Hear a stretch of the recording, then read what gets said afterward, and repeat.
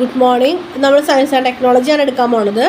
Science and ടെക്നോളജിയിൽ 25ാമത്തെ ചാപ്റ്ററാണ് heredity. 25ാമത്തെ ചാപ്റ്ററാണ് ഹെറിഡിറ്റി. ഹെറിഡിറ്റി എന്ന് പറയുന്നത് എന്താണ്? പാരമ്പര്യം. അതൊരു തലമുറയിലുള്ള കാര്യങ്ങൾ എങ്ങനെ നെക്സ്റ്റ് തലമുറയിലേക്ക് കടന്നു പോകുന്നു എന്നുള്ളത്. അപ്പോൾ ഈ ഹെറിഡിറ്റിനെ കുറിച്ചിട്ടുള്ള പഠനങ്ങളൊക്കെ നടത്തിയിട്ടുള്ള സയൻറ്റിസ്റ്റാണ് ഗ്രിഗർ ജൊഹാൻ മെൻഡൽ. അദ്ദേഹത്തിന് ഫാദർ ഓഫ് ജെനറ്റിക്സ് എന്നാണ് അറിയപ്പെടുക. ഫാദർ ഓഫ് ജെനറ്റിക്സ് എന്ന് പറയുന്നത് ഗ്രിഗർ ജൊഹാൻ മെൻഡൽ. പീ പ്ലാന്റ്സിൽ, അതായത് പയർ ചെടിയിലാണ് അദ്ദേഹത്തിൻ്റെ എക്സ്പെരിമെൻറ്റ്സ് ഒക്കെ നടത്തിയിട്ടുള്ളത്.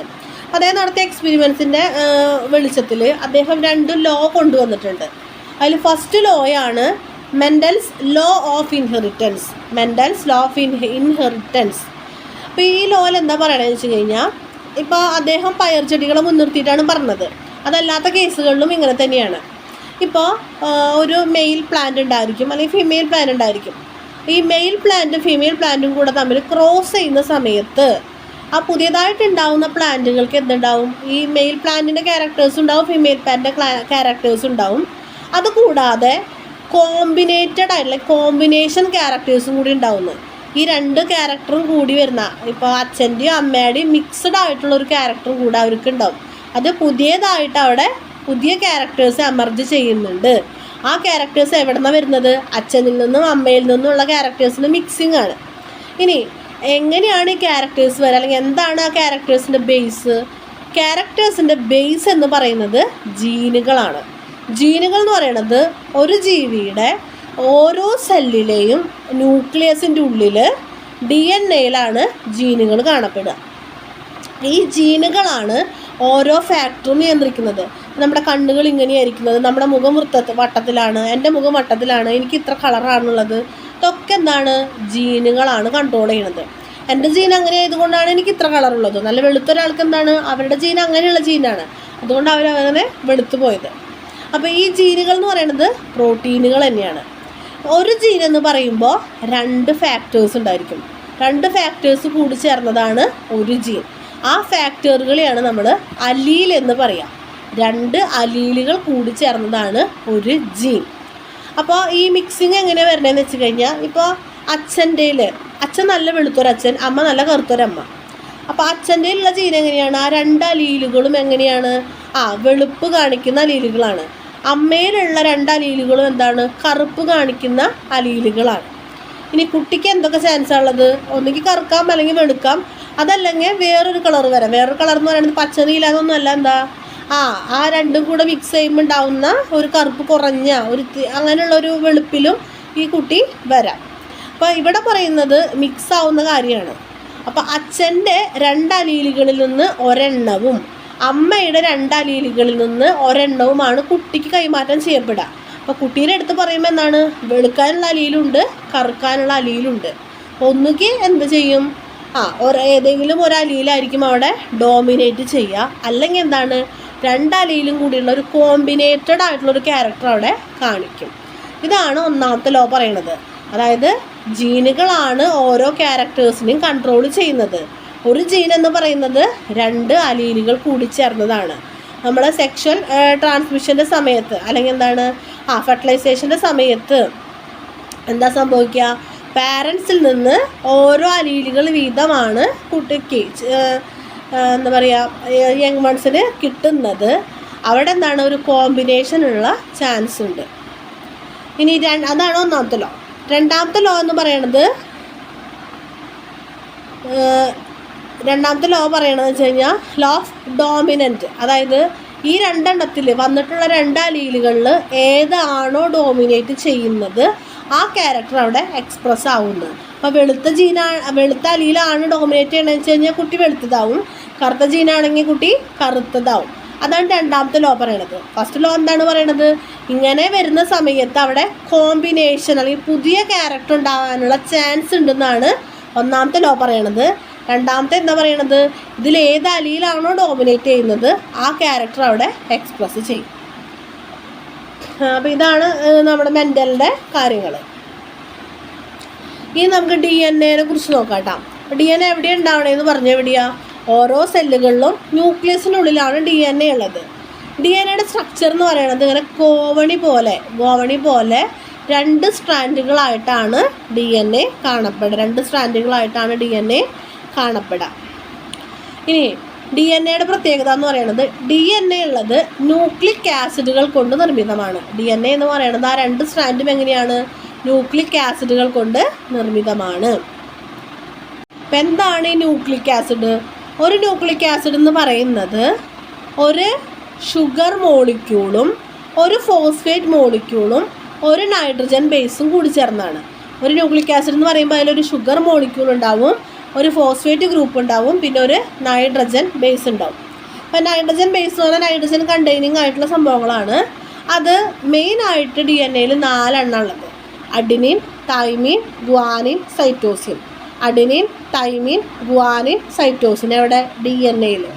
ഈ അഡിനിൻ എപ്പോഴും തൈമിനായിട്ടാണ് പെയർ ചെയ്യുക, ഗ്വാനിൻ എപ്പോഴും സൈറ്റോസിനായിട്ടാണ് പെയർ ചെയ്യുക. അപ്പോൾ രണ്ട് സ്ട്രാൻഡിൽ ഒരു സ്ട്രാൻഡിൻ്റെ നൈട്രജൻ ബേസ് അഡിനിൻ ആണെങ്കിൽ അതിന് ബന്ധപ്പെട്ട് വരുന്ന അടുത്ത സ്ട്രാൻഡിലെ ആ ഒരു ഭാഗത്തെ നൈട്രജൻ ബേസ് ഏതായിരിക്കും? തൈമിനായിരിക്കും. ഗ്വാനാവുമ്പോൾ സൈറ്റോസിനായിരിക്കും. തൈമിനാണെങ്കിൽ അഡിനിനാവും. അങ്ങോട്ടും ഇങ്ങോട്ടൊക്കെ പെയർ ചെയ്ത് വരും. അപ്പം ഇങ്ങനെയുള്ള ന്യൂക്ലിക് ആസിഡുകളാണ് DNA-യുടെ ബേസ് എന്ന് പറയുന്നത്. ഇനി DNA ആയതുകൊണ്ട് തന്നെ ഇവിടെ ഡിയോക്സി റൈബോസ് ഷുഗറാണ് കാണപ്പെടുക. ഇവിടുത്തെ ഷുഗർ എന്ന് പറയുന്നത് ഡിയോക്സി റൈബോസ് ഷുഗറാണ്. ഇത്രയാണ് നമുക്ക് DNA-നെ കുറിച്ച് പറയാനുള്ളത്. ഇനി നമുക്ക് നമ്മുടെ ഫിംഗർ പ്രിൻ്റ് എങ്ങനെയാണ്? യുണീക്കാണല്ലേ. അതേപോലെ തന്നെ നമ്മുടെ DNA-യും എന്തായിരിക്കും? യുണീക്കായിരിക്കും. നമ്മൾ മനുഷ്യഗണത്തിൽ പെട്ടതുകൊണ്ട് തന്നെ എന്താണ്, നമുക്കൊരു 99% നമ്മുടെ DNAs ഒക്കെ സിമിലർ ആയിരിക്കും. ഇനി ഒരേ അച്ഛൻ്റെ അമ്മയുടെയും മക്കളൊക്കെ ആകുമ്പോൾ 99.9% വരെ നമ്മൾ സിമിലർ ആയിരിക്കും. പക്ഷെ ആ ഒരു 0.1% അതെന്തായാലും നമ്മൾ ഓരോ ആളുകളും ഡിഫറെൻ്റ് ആയിരിക്കും. ആ 1%-ലാണ് ഞാനും അപ്പുറത്തിരിക്കുന്ന ആൾ വേറൊരാളും ഒക്കെ ആവുന്നത്. അപ്പം നമ്മുടെ ഐഡൻറ്റിറ്റി എന്ന് പറയുന്നത് എന്താണ്? ആ 0.1%-ലാണ്. അത് ഈ ലോകത്ത് വേറൊരാൾക്കും ഉണ്ടാവില്ല. എൻ്റെ DNA എന്ന് പറയുന്നത് എനിക്ക് മാത്രമേ ഉണ്ടാവൂ. അതുകൊണ്ട് തന്നെ പല കുറ്റകൃത്യങ്ങളിലൊക്കെ നമുക്ക് എന്ത് ഉപയോഗിക്കാം? ഈ ഒരു ടെക്നോളജി ഉപയോഗിക്കാനായിട്ട് പറ്റും. അതിനെയാണ് DNA ഫിംഗർ പ്രിൻറ്റിങ് എന്ന് പറയുന്നത്. ഇപ്പോൾ ഒരു ക്രൈം നടന്നു, ആ ക്രൈം നടന്നിടത്ത് നിന്ന് നമ്മൾ പല DNA ഉള്ള പല സാധനങ്ങൾ നമ്മൾ കളക്ട് ചെയ്യും. മുടിയോ നെഗോ എന്തെങ്കിലും കിട്ടുന്നുണ്ടെങ്കിൽ അതൊക്കെ നമ്മൾ നോക്കിയിട്ട് അതിൻ്റെയൊക്കെ DNA ഫിംഗർ പ്രിൻ്റ് എടുത്തിട്ട് ഓൾറെഡി അവിടെയുള്ള കുറ്റവാളികളായിട്ട് മേച്ച് നോക്കും. അല്ലെങ്കിൽ എന്താണ്, നമ്മളിങ്ങനെ സംസാരിച്ച് തെളിയിച്ച് വരുമ്പോൾ ഇന്ന ആളാണോ നമുക്കൊരു ഡൗട്ട് വരില്ലേ. അപ്പോൾ അയാളിലേക്ക് ചൂണ്ടാൻ വേണ്ടിയിട്ട് എന്താണ്, അയാളുടെ DNA കൂടെ വെച്ചിട്ട് നമ്മൾ മാച്ച് നോക്കും. അങ്ങനെയുള്ള കാര്യങ്ങളൊക്കെ ഉപയോഗിക്കാം. ഇനി ഇപ്പോൾ ഒരു ദുരന്തം ഉണ്ടായപ്പോൾ ഒരു കുട്ടി നഷ്ടപ്പെട്ടു. ആ വർഷങ്ങൾക്ക് ശേഷം ആ കുട്ടി തിരിച്ചു വന്നിട്ട് അതാണ് അച്ഛനമ്മ എന്ന് പറഞ്ഞു കഴിഞ്ഞാൽ അച്ഛനമ്മയ്ക്ക് വിശ്വസിക്കാൻ പറ്റില്ല. എന്തുകൊണ്ട്? ആ കുട്ടി ഇപ്പോൾ എങ്ങനെ ഇരിക്കുന്ന അവർക്ക് അറിയില്ലല്ലോ, വളരെ ചെറുപ്പത്തിൽ പോയതല്ലേ. അപ്പം അങ്ങനെയുള്ള കേസുകളിലൊക്കെ എന്ത് ചെയ്യാം? ഈ അച്ഛൻ്റെയും അമ്മയുടെയും കുട്ടിയുടെയൊക്കെ DNA നമുക്ക് മാച്ച് നോക്കാം. അപ്പോൾ ആ കുട്ടി ഇവരുടെ DNA തന്നെയാണെങ്കിൽ എന്താണ്, ഈ പറഞ്ഞ 99.1% ഒക്കെ 99.9% ഒക്കെ അവർ ആ സിമിലാരിറ്റി കാണിക്കുന്നു. മനസ്സിലാക്കാം എന്താണ്, ഇവർ തന്നെയാണെന്ന് മനസ്സിലാക്കാം. ഇതൊക്കെയാണ് DNA ഫിംഗർ പ്രിൻറ്റിംഗ് എന്ന് പറയുന്നത്. ഇനി ജീൻ റീപ്ലേസ്മെൻറ്റ് തെറാപ്പി എന്ന് പറയുന്നൊരു ടെക്നിക്ക് ഉണ്ട്. അതായത് ജനറ്റിക് ഡിസോർഡേഴ്സ് ഉണ്ടാവാം. ചില ആളുകൾ ജനിക്കുമ്പോൾ തന്നെ അവരുടെ ജീനുകൾക്ക് എന്തെങ്കിലും പ്രശ്നങ്ങളുണ്ടാവും. ആ പ്രശ്നങ്ങൾ കൊണ്ട് ആ ജീൻ എന്തിനാണോ ഉള്ളത് ആ ഒരു ഫങ്ഷൻ അതിന് ചെയ്യാൻ പറ്റാത്തൊരവസ്ഥ വരും. അപ്പോൾ പലതരത്തിലുള്ള അസുഖങ്ങളായിട്ട് അത് മാറും. ഫോർ എക്സാമ്പിൾ പറയുകയാണെങ്കിൽ കളർ ബ്ലൈൻഡ്നെസ് എന്ന് പറഞ്ഞു കഴിഞ്ഞാൽ റെഡ് കളറും ഗ്രീൻ കളറും തിരിച്ചറിയാൻ പറ്റില്ല. റെഡും ഗ്രീനും തിരിച്ചറിയാൻ പറ്റില്ല. കാരണം എന്തുകൊണ്ടാണ്? അതിനെ തിരിച്ചറിയുന്ന കോൺസെല്ലുകൾ അഭാവമാണ്. ആ കോൺസെല്ലുകൾ ഉണ്ടാവാതിരിക്കാനുള്ള കാരണം ആ കോൺസെല്ലുകൾ ഉണ്ടാവാൻ കാരണമായിട്ടുള്ള ജീനുകൾക്ക് കേടുപാടുകൾ പറ്റിയതുകൊണ്ടാണ്. അപ്പോൾ അവർക്ക് ഇത് തിരിച്ചറിയാൻ പറ്റില്ല. അപ്പോൾ ഇതൊരു ജനറ്റിക് ഡിസോർഡറാണ്. ഇനി വേറെ ഒരെണ്ണമാണ് എന്ത്? ഹീമോഫീലിയ എന്ന് പറയുന്നത് നമ്മുടെ കയ്യോ കാലൊക്കെ മുറിഞ്ഞു കഴിഞ്ഞാൽ ബ്ലഡ് കട്ട പിടിക്കില്ല. ചെറിയ മുറിവിൽ നിന്ന് പോലും വലിയ രക്തനഷ്ടം ഉണ്ടാവും. അങ്ങനെ നമ്മൾ മരിക്കാനിടയാവും. ഇപ്പോൾ നമ്മൾ സാധാരണ മുറിഞ്ഞു കഴിഞ്ഞാൽ എന്താ ഉണ്ടാവുക? കുറച്ച് സമയം കഴിഞ്ഞാൽ ചില പ്രോട്ടീനുകൾ വന്നിട്ട് ആ മുറിവുകൾ ബ്ലഡ് ക്ലോട്ടുകൾ ഉണ്ടാക്കിയിട്ട് ആ ചോര നിൽക്കും. അങ്ങനെ രക്തം കട്ട പിടിക്കാനുള്ള പ്രോട്ടീനുകളെ നിർമ്മിക്കുന്ന ജീനുകളുടെ അഭാവമോ അല്ലെങ്കിൽ കേടുപാടുകളോ മൂലമാണ് ഇവർക്ക് ഇങ്ങനെ ഒരു അവസ്ഥ വരുന്നത്. ഇതിനെയാണ് ഹീമോഫീലിയ എന്ന് പറയുന്നത്. അപ്പോൾ ഈ ഹീമോഫീലിയ ഉള്ള ഒരാൾ, കളർ ബ്ലൈൻഡ്നെസ്സുള്ള ഒരാൾ, അപ്പോൾ അവരെ നമുക്ക് എന്ത് ചെയ്യാൻ പറ്റും? അവർക്ക് ഏത് ജീനാണോ പ്രശ്നം ആ ജീന് നമുക്ക് മാറ്റിയിട്ട് വളരെ ഫങ്ഷണൽ ആയിട്ടൊരു ജീൻ വെച്ച് കൊടുത്തു കഴിഞ്ഞാൽ ഈ പ്രശ്നങ്ങൾ പരിഹരിക്കാനായിട്ട് പറ്റും. ഇങ്ങനെയുള്ള ട്രീറ്റ്മെൻറ്റാണ് എന്ത് പറയുക, ജീൻ റീപ്ലേസ്മെൻറ്റ് തെറാപ്പി എന്ന് പറയാം. ഇനി ഹീമോഫീലിയയുടെ ഒരു പ്രത്യേകത എന്ന് പറയുന്നത്, ഹീമോഫീലിയ മെയിൽസിന് മാത്രമാണ് വരുന്നത്. മെയിൽസിന് മാത്രമാണ് വരുന്നതെന്ന് പറഞ്ഞു കഴിഞ്ഞാൽ, ഇപ്പോൾ എൻ്റെ അച്ഛന് ഹീമോഫീലിയ ഉണ്ടെന്ന് വയ്ക്കാം.